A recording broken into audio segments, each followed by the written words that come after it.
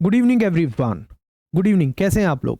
Do you think that refusal to marry someone, और जब कोई व्यक्ति किसी को शादी करने से मना कर दे और उसके बाद अगर सामने वाली पार्टी ने सुसाइड कर लिया, तो क्या जिसने शादी के लिए मना किया है, who has refused to marry, क्या उसको अबेटमेंट टू सुसाइड के लिए लायबल किया जा सकता है under are penal law?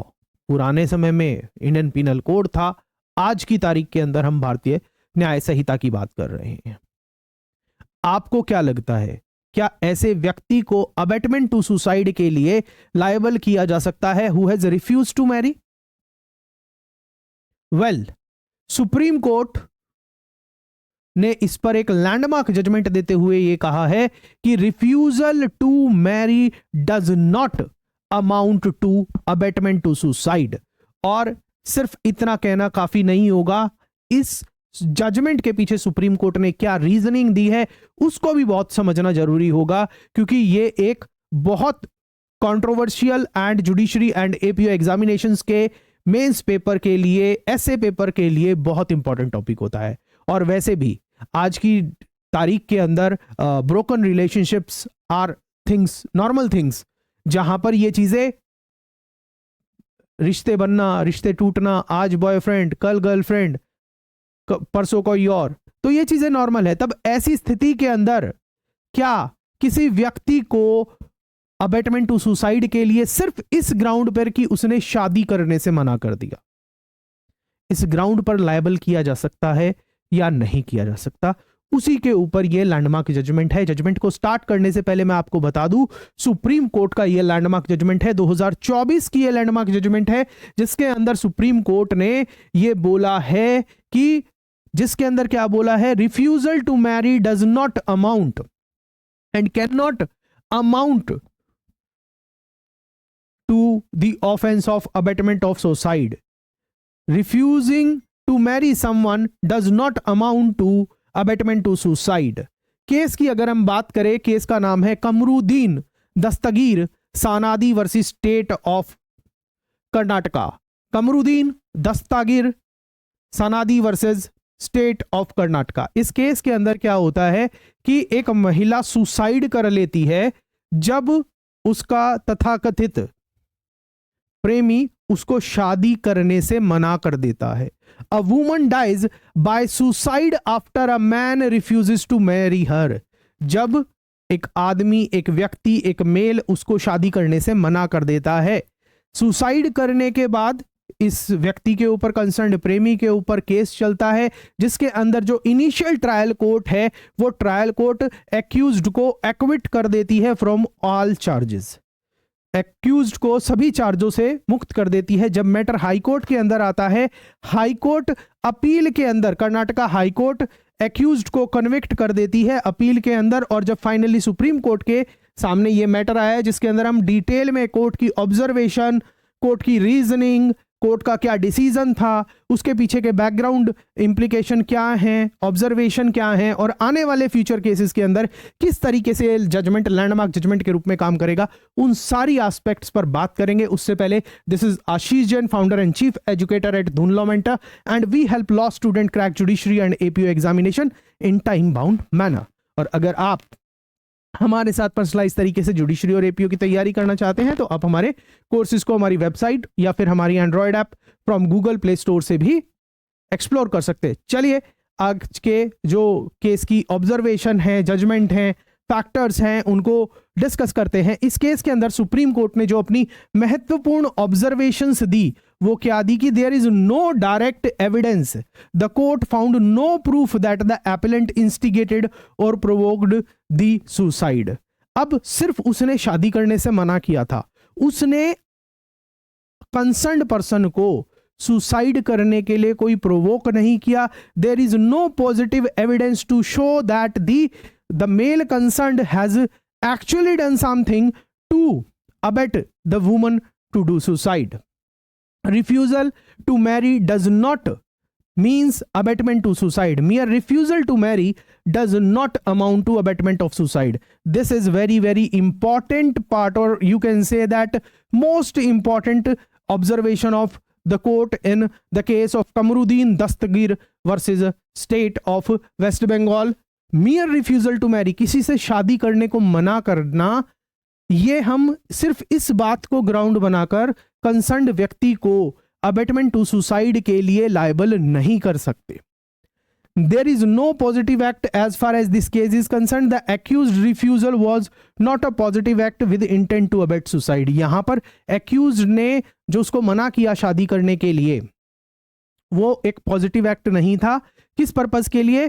For committing the offence of abetting the suicide. अब आपके मन में एक सवाल आएगा कि सर अगर इस कंसर्न्ड पर्सन ने उससे ये बोला हो कि मैं तुमसे शादी कर लूंगा, फिर फिजिकल रिलेशनशिप बनाए हो, तब बेटा ऐसा इस केस के अंदर सिर्फ ये सीन नहीं था, ऐसी कोई भी चीज नहीं थी कि फिजिकल रिलेशनशिप इस बात को लेके किया गया हो या सेक्सुअल इंटरकोर्स इस बात को लेके किया गया हो कि तुमसे शादी की जाएगी। उसके बारे में भी अभी हम आगे डिस्कस करने वाले हैं। Don't be in hurry, we will be dealing every aspect of this judgement. जो मगर अभी जो मेजर ऑब्जर्वेशन है पहले एक बार उसको देख लीजिएगा। कोर्ट ने एक बहुत ही महत्वपूर्ण ऑब्जर्वेशन भी दी कि ब्रोकन रिलेशनशिप्स पर, a broken relationship alone does not constitute abetment of suicide.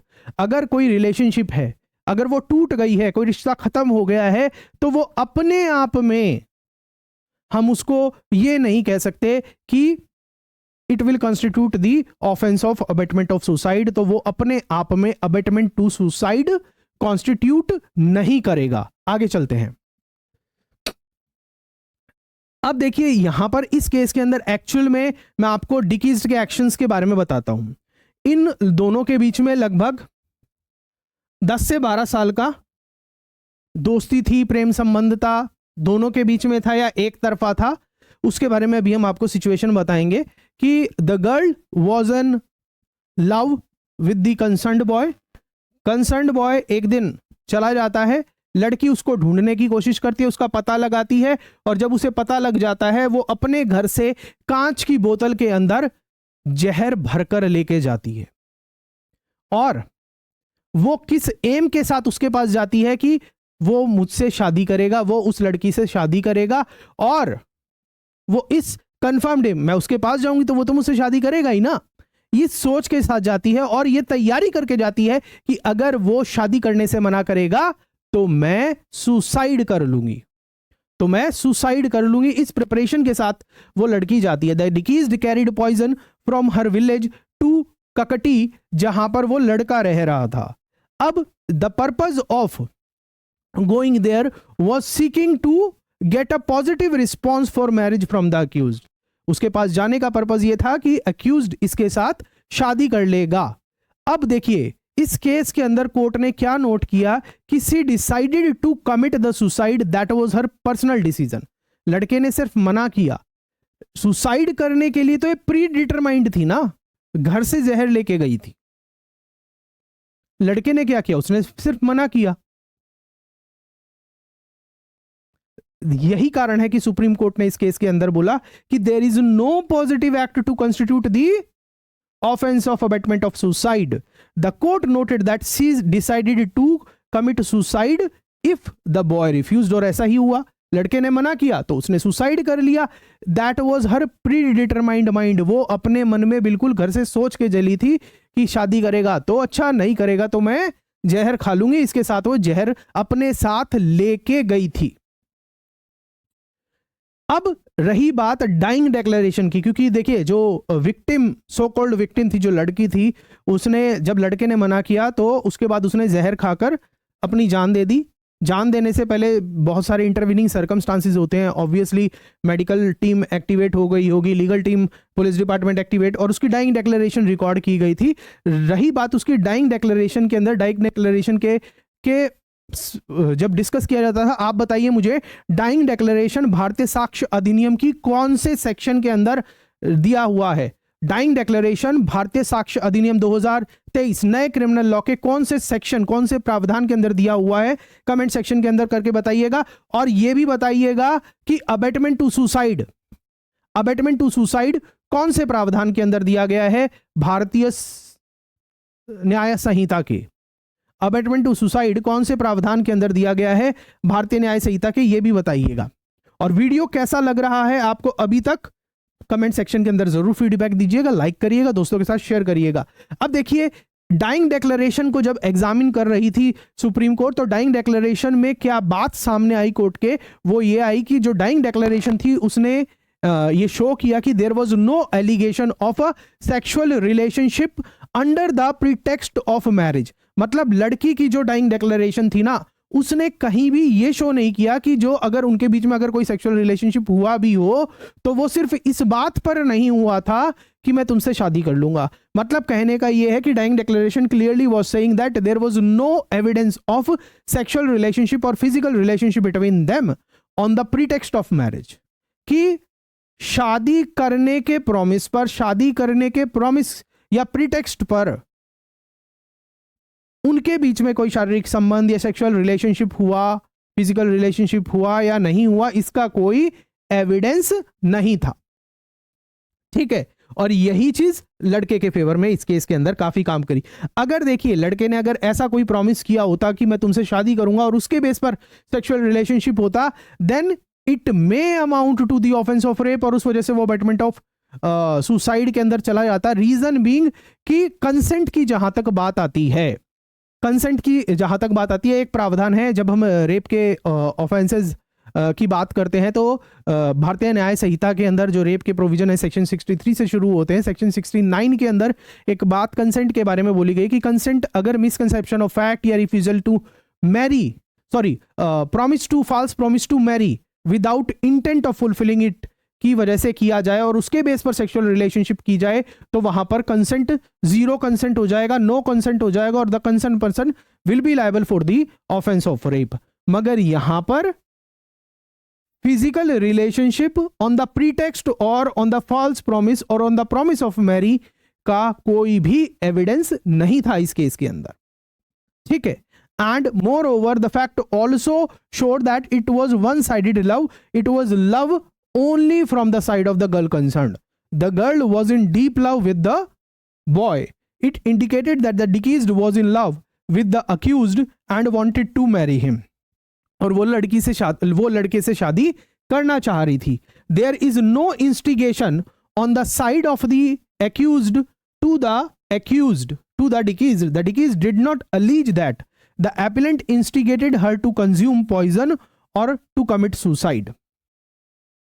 जब लड़के ने लड़की को मना किया उसके बाद भी लड़के ने कोई ऐसा एक्ट नहीं किया या इंस्टिगेट नहीं किया लड़की को सुसाइड करने के लिए या पॉइजन कंज्यूम करने के लिए, क्योंकि लड़की ने यह बात डाइंग डिक्लेरेशन में अपनी बोली थी। The deceased did not, deceased ने एलिगेशन नहीं लगाई कि the concerned accused instigated her to consume poison और कमिट सुसाइड। एविडेंस अगर और विटनेस की बात करें तो इस केस के अंदर लड़की की मदर की स्टेटमेंट रिकॉर्ड हुई थी और मदर ने अपनी स्टेटमेंट के अंदर यह कंफर्म किया that it was the deceased who was in love with the concerned boy. मतलब वही वन साइडेड लव वाली बात है कि लड़की की मां ने भी ये कंफर्म कर दिया कि हमारी बिटिया ही इस लड़के के प्यार में थी, लड़का तो प्यार करता ही नहीं था इसे। ठीक है, और पंचायत प्रोसीडिंग्स का भी जिक्र आया जहां पर लड़के ने ये एक्सेप्ट किया था कि मैं लड़की से शादी करूंगा, मगर उस पंचायत प्रोसीडिंग्स का कोई भी स्ट्रॉन्ग एविडेंस नहीं दिया गया, उसका कोई भी लिखित प्रूव नहीं दे पाए थे कोर्ट के सामने से। तो मतलब एक तरह से देखा जाए तो इन पंचायत प्रोसीडिंग्स वाली की भी कोई वैल्यू नहीं हुई। No document produce to prove that the accused promise to marry the deceased. कोई भी ऐसा दस्तावेज नहीं प्रोड्यूस किया गया कोर्ट के सामने जो यह प्रूव कर पाता कि एक्यूज ने बोला था कि वो लड़की से शादी करेगा। इस केस के अंदर क्या लीगल प्रिंसिपल एस्टेब्लिश हुए हैं कि refusal to marry does not amount to the offence of abetment to suicide. Refusal to marry someone does not constitute the abetment to suicide. जब भी अगर हम अबेटमेंट टू सुसाइड की बात करेंगे तो उसमें इंटेंट मैटर करता है, और इंटेंट को डिफर करने के लिए, इंटेंट को निकालने के लिए हमेशा there should be an evidence of the some positive act on the part of the accused with intent to abet the crime.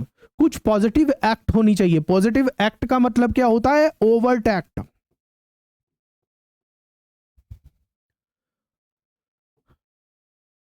overt act on the part of the accused with intent to commit the crime।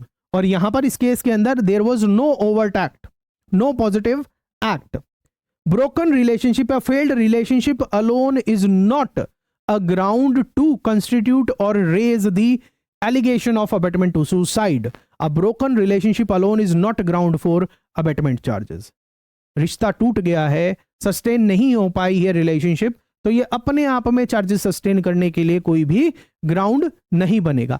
आगे बढ़ने से पहले मैं आपको एक चीज बता देता हूं, Doon law mentor is the Pioneer in the judiciary and APO examination. आप देख भी पा रहे होंगे स्क्रीन पर हमारे कुछ सक्सेस अचीवर्स। अगर आप अपनी तैयारी को ऐसे ही चार चांद लगाना चाहते हैं जुडिशरी और एपीओ एग्जामिनेशन के अंदर, तो आप हमारे पेड कोर्सेज को हमारी वेबसाइट या फिर हमारी Android app Google play store से दून लॉ मेंटर को डाउनलोड करिएगा और हमारे कोर्सेज के अंदर एनरोल कर सकते हैं। आगे बढ़ते हैं केस की तरफ। इस केस का क्या इंपैक्ट रहेगा आने वाले और केसेस पर? जब कभी भी अबेटमेंट टू सुसाइड की एलिगेशन लगेगी, then there will be stronger evidence will be required on the side of the prosecution to prove the charges, to prove the instigation and the provocation, and moreover the court will now be more inclined towards the intent on the intent matter। the ruling upholds the right to refuse marriage। ये ruling जो है कहीं ना कहीं right to refuse marriage, शादी करने से मना करने के अधिकार को भी कहीं ना कहीं बल देती है। दिस अपनी इंडिविजुअल चॉइस है ना, मैं नहीं करना चाहता शादी, समझ रहे हो? The ruling upholds the right to refuse marriage. Society के ऊपर इसका क्या इंपैक्ट पड़ेगा? फॉल्स केसेस कम होंगे क्योंकि स्ट्रॉन्ग एविडेंस चाहिएगा एलिगेशन लगाने से पहले। Legal aspect in personal relationship के अंदर समझने की बहुत जरूरत है और यह कहीं ना कहीं उसमें भी हेल्प कर रहा है। मेंटल हेल्थ पर ज्यादा ध्यान देने की जरूरत है। यहां पर जो लड़की थी जिसको मना किया गया था, उसको अगर प्रॉपर मेंटल केयर मिल जाती, प्रॉपर एक तरह से हम साइकोलॉजिकल काउंसलर की हेल्प मिल जाती, तो that is quite possible that कि वो इतना बड़ा स्टेप ना ही उठाती। समझ रहे हैं? की टेक अवेज क्या है कि ये केस कहीं ना कहीं लीगल क्लैरिटी लाता है कि सिर्फ शादी से मना करना अपने आप में अबेटमेंट टू सुसाइड का ग्राउंड नहीं बन सकता। एविडेंस बेस्ड अप्रोच अपनानी पड़ेगी। कोर्ट को जब भी ऐसे मैटर आएंगे जिनके अंदर सजा अगर सुनानी है या जो भी डिसीजन देना है, और पर्सनल चॉइस रूलिंग अगेन रेनफोर्सेस दी, किस चीज को एस्टेब्लिश करती है, बल प्रोवाइड करती है, किसको प्रोवाइड करती है? राइट टू रिफ्यूज मैरी को। ठीक है, चाहे वो it belongs to both decided, ठीक है, मेल साइड से भी और फीमेल साइड से भी कोई भी मना कर सकता है। ठीक है, राइट टू रिफ्यूज मैरिज को कहीं ना कहीं ये जजमेंट रिकॉग्नाइज करती है। Got my point? With this जो हमारा ये आज का अहम और इंपॉर्टेंट सेशन है वो कंप्लीट होता है। आपकी क्या थॉट्स हैं कि क्या सुप्रीम कोर्ट का ये जो जजमेंट है जिसके अंदर सुप्रीम कोर्ट ने ये बोला कि right to refuse marriage does not amount to abetment to suicide, क्या ये सही जजमेंट है, क्या ये गलत है, या आप इससे एग्री होते हैं या डिसएग्री होते हैं? आपका जो भी फीडबैक हो, एग्री होने का कारण और डिसएग्री होने के कारण के साथ कमेंट सेक्शन के अंदर जरूर बताइएगा और अपनी फीडबैक भी जरूर दीजिएगा।